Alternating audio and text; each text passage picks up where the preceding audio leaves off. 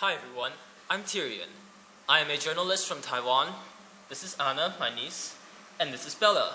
They are classmates in high school. One day, we watched a documentary film about wars in Syria together.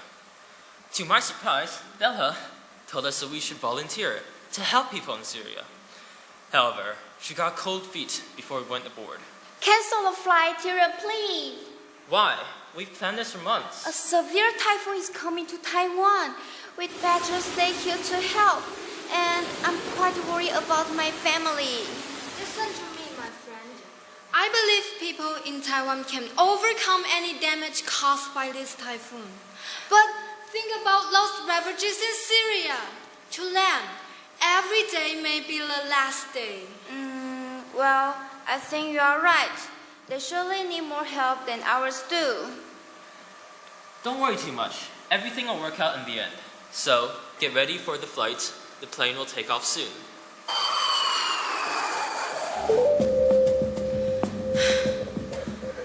After we arrived in Syria, the tragic spectacle in front of us was too horrible to endure.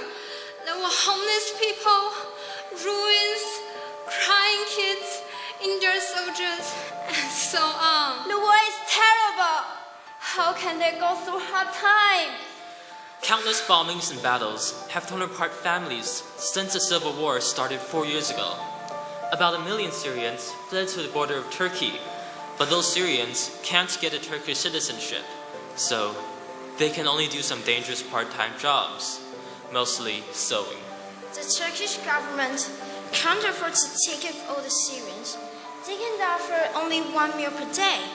Every day they live in the midst of terrible destruction, death, and chaos. No money, no food, and no home. Who is she? God knows who. Anna, Bella, she is Professor Deborah. I knew her when I worked here. Deborah used to live in Syria.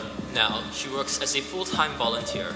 Professor, these Syrians are just like those abandoned Chinese soldiers living in the border of Thailand after World War II.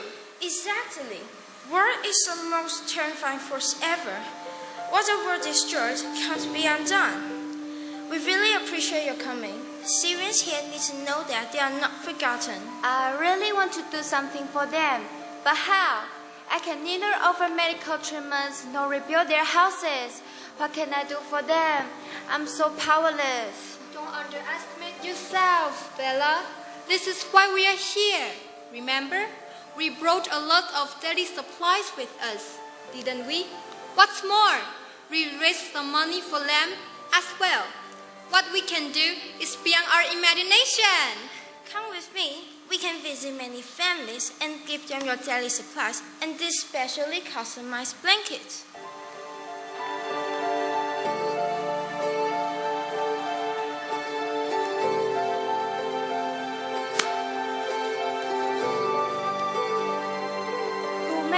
Blankets.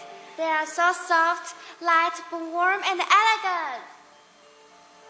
Deborah hired some Syrian women to make these. She also taught their kids some basic knowledge. Why don't we just give them this for free? I know we raised enough money. Bella, instead of sympathy, what these people truly need is our empathy. We want them to be strong and recover from their misery as soon as possible. If they always accept our kindness, they will never overcome all the obstacles. That's true. They need to work on their own, and their children need to be educated. By doing so, they can make a difference themselves. After those children grow up, they can also contribute what they can do to people in need in Syria. I see. To be a giver, not a taker. You are a fast learner. Now, let's distribute these goods and materials.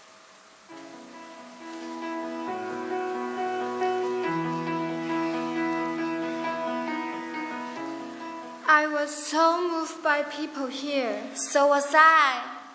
When I gave an old lady the blanket and daily supplies, she said she wanted to share her precious stuff with us. Then she showed us a little better box full of... It looks like this.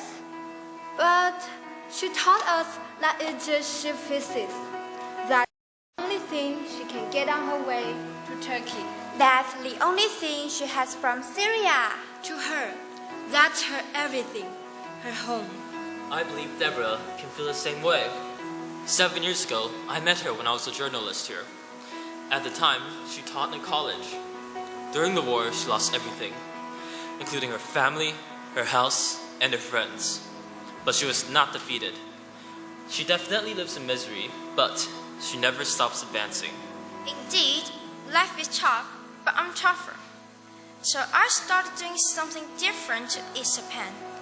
I founded a small school to educate children. And I started running a factory with my friends from Taiwan to help them get a job. I can't help but see my countrymen suffer from all this, though I lost my family. Sakram Jida, am I right? The lady taught me it means thank you in Arabic. Deborah and Tyrion, I've learned a lot today.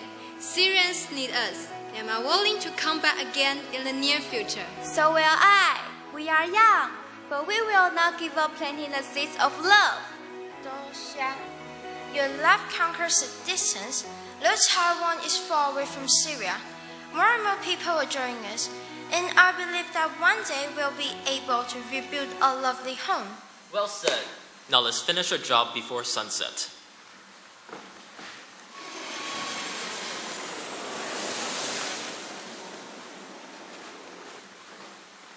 Thank you very much for support. Before you leave, I would like to ask you a question. What do you think about helping others? Well, we all have the power to give, because we will never know what we can do till we try. Everyone is powerful, no matter how small a person may be. His or her power can be enormous. Girls, I believe by reaching out to help people in need, we can definitely send out ripples of positive change. You are really envious of love. I do believe a better tomorrow for Syria is worth our efforts. Like what you taught us, Professor. If we continue with what we are doing now, we can change the whole wide world. I can't agree with Anna more. Let's strive forward to make this beautiful dream come true together. We can make it!